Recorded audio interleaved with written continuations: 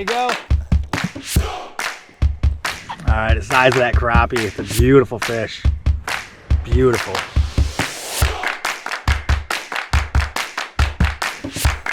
There you go. I need to tighten my drag up a little bit. Oh, look at that thing go, dude.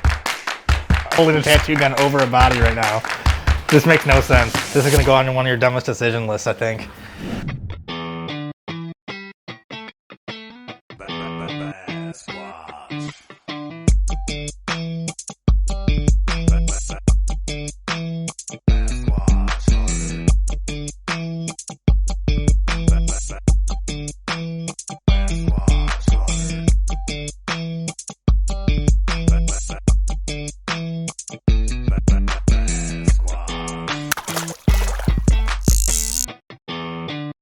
The Basquatch Hunter. The Basquatch Hunter is brought to you by FX Custom Rods, quality, precision, performance, Zot Ford, and DealsInTheD.com, Abu Garcia. Yak Gear, Feel Free Kayaks, Railblazer, Hold Everything, Berkeley, Your Fish, Our Science, Scales Fish Attractant. See the difference. Produced by M1 Studios. This is Mike McKinstry, the Basquatch Hunter, and I'm here with a really cool guest today. Hi, I'm Larry Farley, tattoo artist and owner of Collective Studios, Inc. So I actually met Larry on this exact lake about 3 or 4 years ago, and we met out here during the Kayak Angler Games, actually, which is a cool skills event I used to host. And we fished together since then, but we haven't been out for a full day like this in a while. So today I'm going to show you what I do for a living, where you come out and go fishing and have a good time. But stay tuned, guys, because right after this, we're going to go to what you do for a living. I'm going to get a little bit of pain, I think, but you're going to show me how to do a tattoo, then show me how to do one on you, too. Yeah. That's pretty crazy, dude. You sure you're ready for that? I'm excited, man. All right, me too. Well, let's go get some fish, and hopefully we have a good time in this part.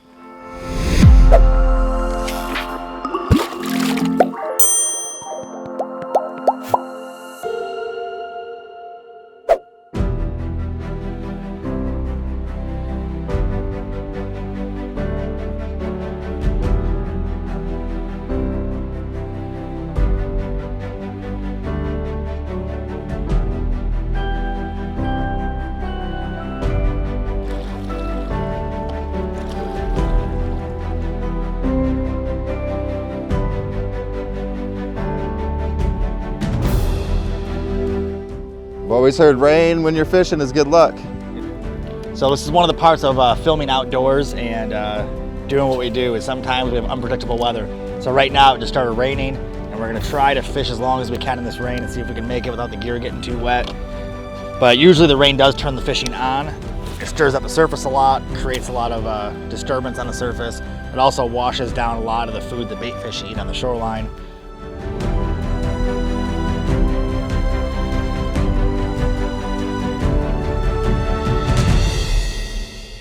All right, well, sometimes it rains when we're out filming and we can't really control that. Hey, oh, there you go.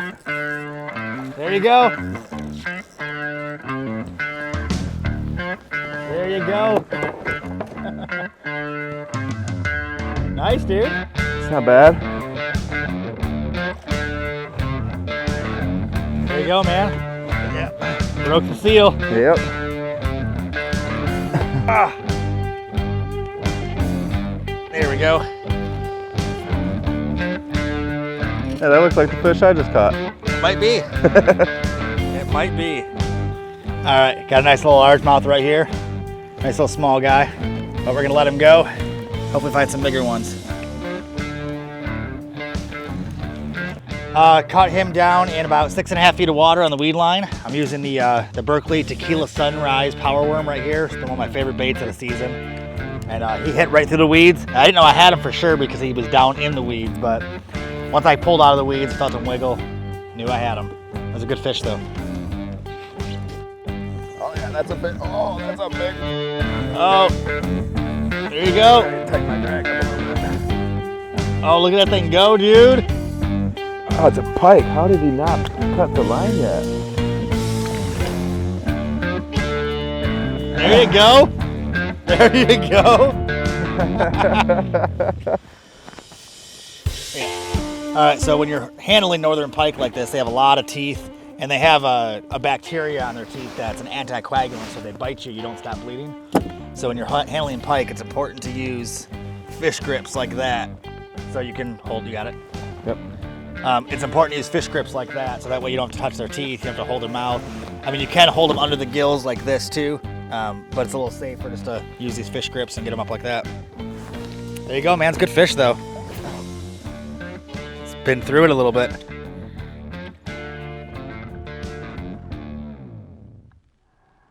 It's quiet about it until it came straight up next to the boat, basically. Well, how'd that fight feel? That was good? Yeah, like I said, he was quiet at first, but then he saw me, you know, when he felt it dragging him up to the boat, that's when he started putting the fight up. He's like, no. He's like, wait a minute, I'm going up. That's cool, man. So Larry, what got you into tattooing to begin with? Like, how'd you get started? Well, I've always enjoyed drawing and doing art. I think my first study was just drawing nature and trees and things like that. And then started drawing more and more as I got older. Never knew what I was going to end up doing with it. And one day I ran into a tattoo guy that said my artwork could potentially be good for tattoos. And that's when I started following the tattoo path. And turned out to be one of the best decisions I've made. How long ago was that? Like, how long have you been doing tattoos now? It's been around like 15 years I've been doing tattoos. I started when I was about 17 or 18. Really about 18 or 19 is when I started working at a shop full time. Been doing it ever since then. I opened Collective Studios Inc. About 3 years ago, October 15th. Okay. If you had to give one tip of advice to anybody who wanted to be a tattoo artist, what's your best advice? Well, definitely just, you know, draw and stick with it, you know. A lot of the times it could be discouraging. You don't really know if you've got the talent or not, but the best thing is to just stick with it, you know. Fish on. There you go.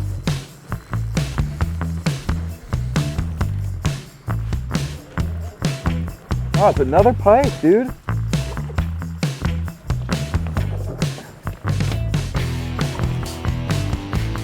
There you go. You're the pike master over here. I guess, right? Got a few battle wounds.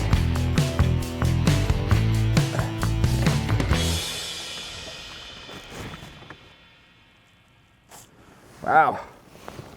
Crazy. So a lot of times when you catch northern pike like this, or chain pickerel or muskie or any kind of toothy fish, anytime you catch a fish like that, it's really important that you run your finger along the top of your line right here. Make sure there's no nicks, make sure there's no abrasions, nothing that's gonna weaken your line strength, because the next cast you make could be a monster bass that you're gonna lose because your line was nicked up. So it's really important when you're catching a lot of pike like that. Always check your bait, check your line, make sure that you're in good shape.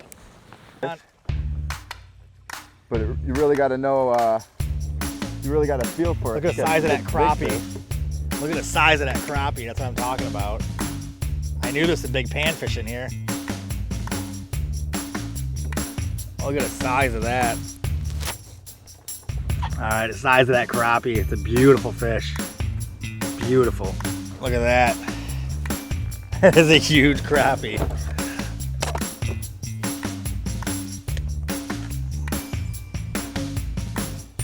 Get up my board here. Let's see how long he is. 10 and a half. It's not bad. Let's see if we can get some more in here.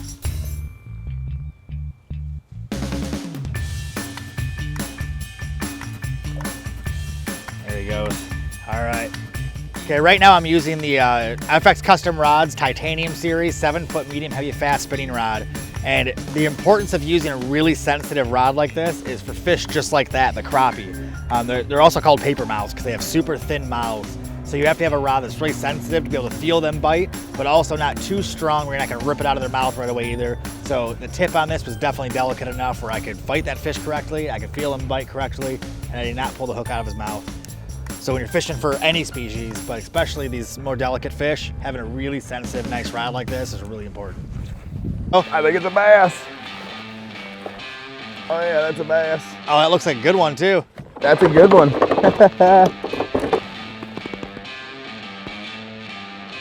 Nice, pretty colors.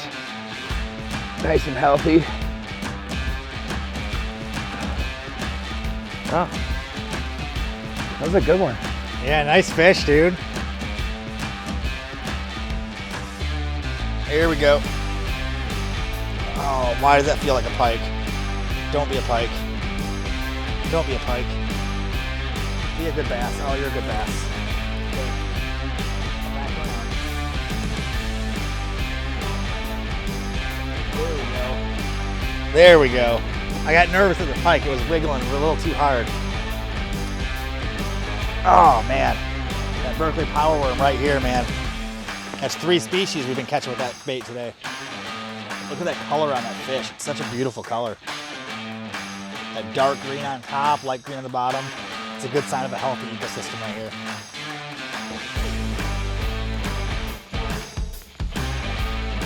There we go. That looks good. Oh, it's a bass.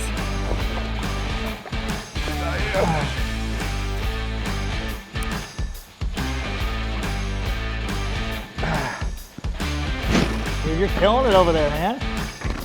Got another big guy here. Good job, dude. Thanks.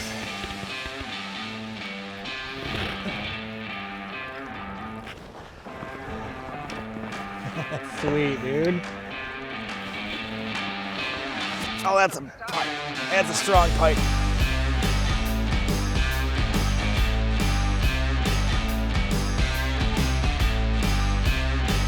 Oh boy.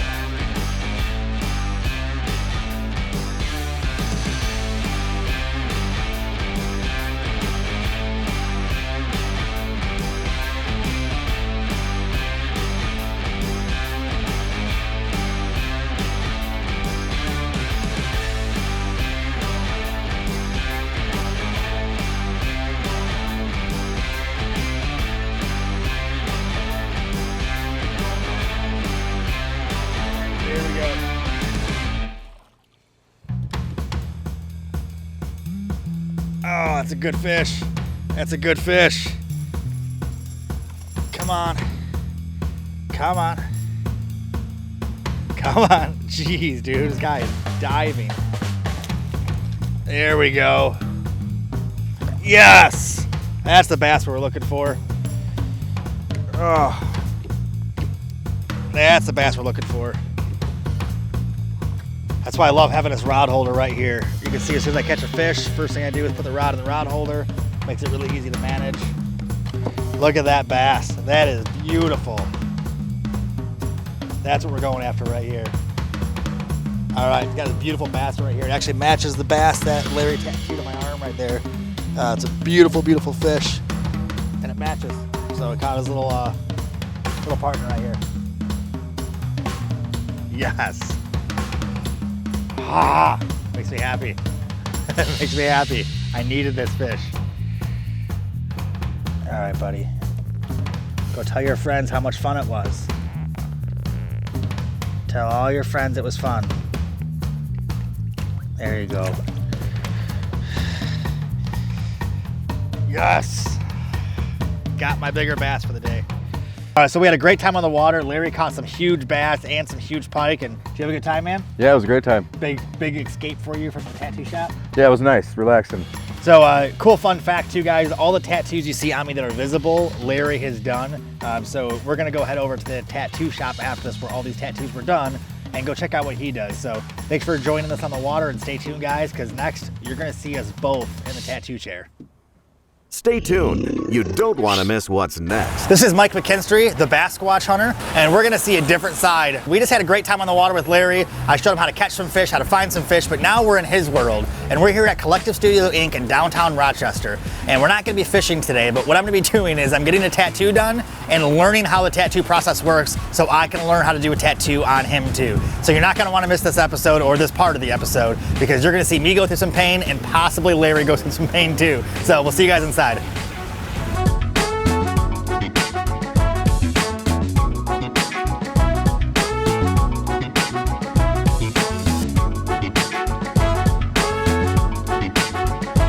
right, man, here's your design that we got for you. All right, looks perfect. We got cedar's paw print inside of a cedar tree here.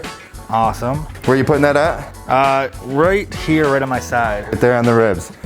Cool, let's turn over here toward the mirror. Make sure you like the placement and the size of it. Something like that. So probably like right there, right? That looks good. All right, I'll be right back with a stencil, and then we'll get that stenciled on you in just a few minutes. So that's your stencil there. I'm gonna get that ready to go. If you want, are you gonna pop up your shirt or just kind of roll it up a little bit? Oh, I'll lift it up. Lift it up a I'll little pop bit? it like spring break. So this right here is the stencil of my tattoo I'm gonna get, and it's hard to see on this, but once this goes on, you'll be able to see it. This is actually a paw print from my dog Cedar, who I almost lost earlier this year. So I got some paw prints of him last night, and then Larry did his magic and turned it into a piece of art here. His name is Cedar, so it's a cedar tree with his actual size paw print right in the middle. So I'm gonna get this tattooed on me in a second here. It's gonna feel good. All right.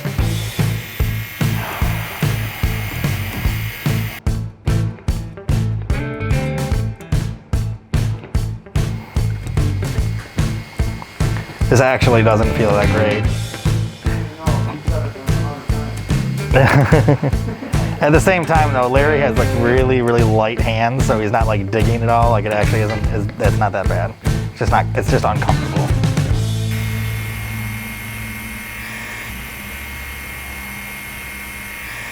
Actually, I've been tattooing, oh man, I haven't done the math in a while. Probably close to 12, 15 years or so. What got me into it is I was always a kid drawing and stuff like that. I always like copied the Disney covers and things like that as I grew up. And art was definitely a passion and an interest, just didn't know what it would turn into as a career. And when I got about 18 or so, I had ran into an artist that saw my drawings and my artwork and said that, you know, hey, maybe you should think about becoming a tattoo artist. And so that's what was the first thought that kind of made me think, wow, maybe I could do that, you know?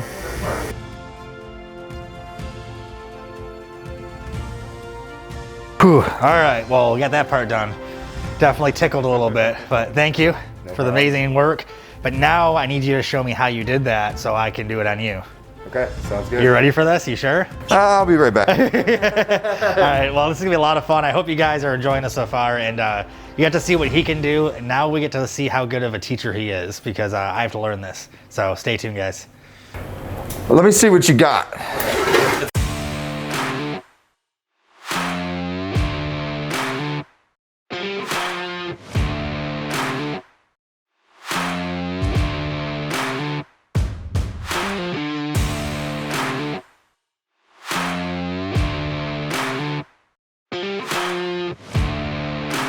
All right, so what's the first step? All right, so alcohol and a paper towel and clean the area.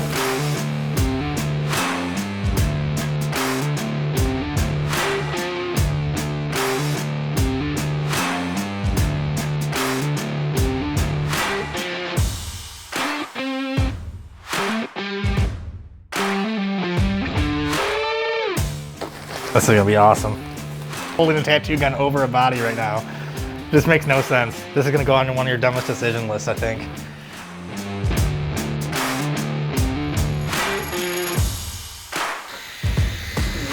I'm ready.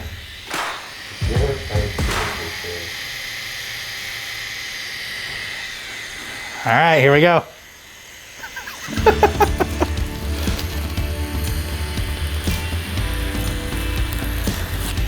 Now I gotta get the right angle on this.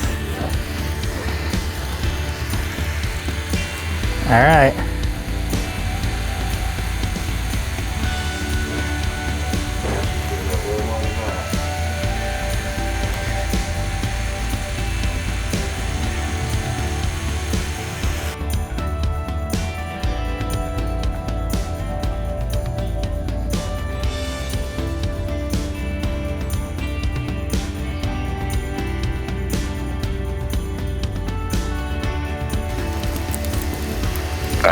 That's not bad. That's not bad. It's the lightest hand tattoo I've ever gotten. Well, maybe I'm not pushing hard enough. I don't know.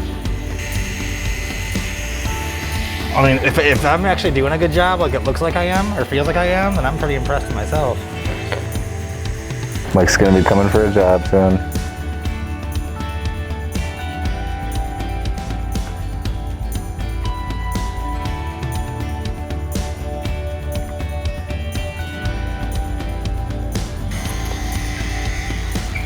Perfect. Well, I think it looks pretty good. I'm pretty happy with it for being my first tattoo I've ever attempted in my entire life.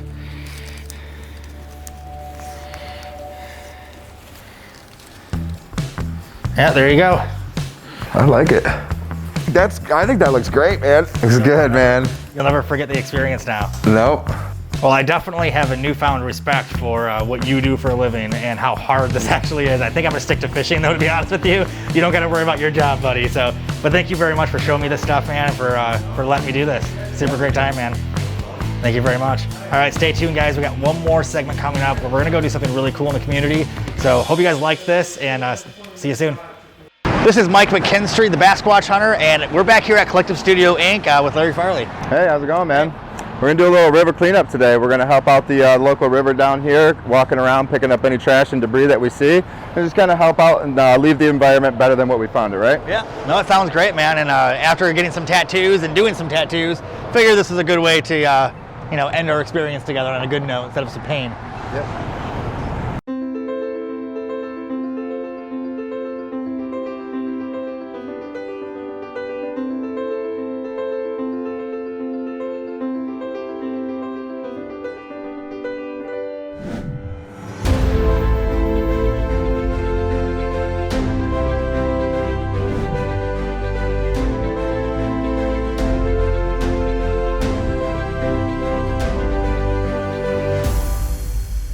You know, it's important to pick up this glass too, because not only of people, but wildlife.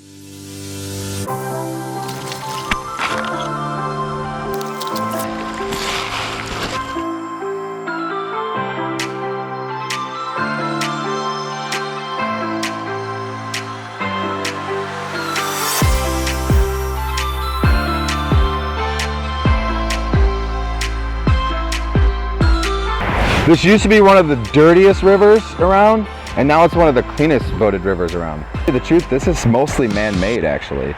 If you go to Yates Cider Mill, they have a placard that says that they were building this channel and it was going to cut all the way across Michigan, and instead of shipping freighters over Michigan to Chicago, they were going to cut through Lake St. Clair all the way through Michigan to the other side. That's why it's important to keep them clean. Yeah, and with the highly dense residential area and stuff like that, I just try to do my part to come out and just kind of pick up whatever trash I can whenever I see it. You know? It's important to keep them clean, man, because if we ruin them, we only got one, you know? Yeah.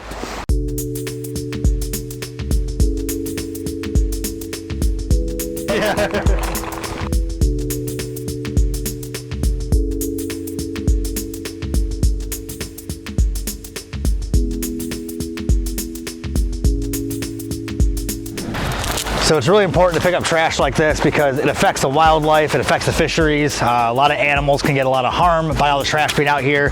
And you know, as we always say in the show, take care of the fish you catch, the water you touch, and the people you meet. And this is us taking care of the water we touch. So do your part out there, guys.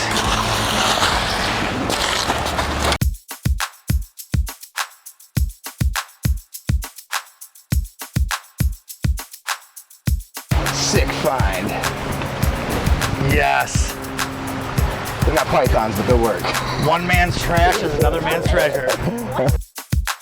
All right, that was an awesome time in there. Larry, thank you so much. Thank you, sir, for showing me this, man. This was a great time. And appreciate you. Appreciate all you guys for coming to help. Did you guys all have a lot of fun? Yeah. Awesome. Got a lot of trash, right? Yeah. Awesome. All right, so make sure you guys do this in your local area too. Everywhere in Michigan, you're within 5 minutes of water. So in your local area, find the closest body of water and go clean it up. Make it better than it was when you found it.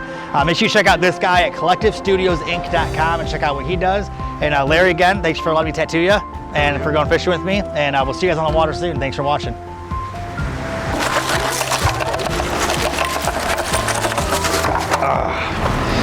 There we go. Huge thank you to the guys at Yak here too for giving us these awesome bags. They work really well, reusable, and it allows us to pick up trash again. Mike was gentle-handed, man. He was a light-handed tattoo guy. I think he's got a natural talent for art, that's for sure.